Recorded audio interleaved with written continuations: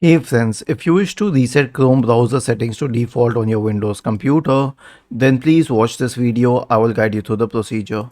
Open Google Chrome, expand it, click on the three dots at the top right corner, and then select Settings from the menu.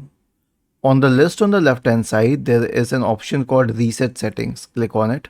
Then select Restore Settings to the original defaults and then select Reset. And you obviously have to restart Google Chrome, but here's one thing. This option keeps on changing. Sometimes it's under Advanced, sometimes it's standalone. So if you don't find it, simply search for Reset in the search bar for Chrome and then go and then click on Reset. Then close Google Chrome and open it. It will reset all the settings. Was this helpful?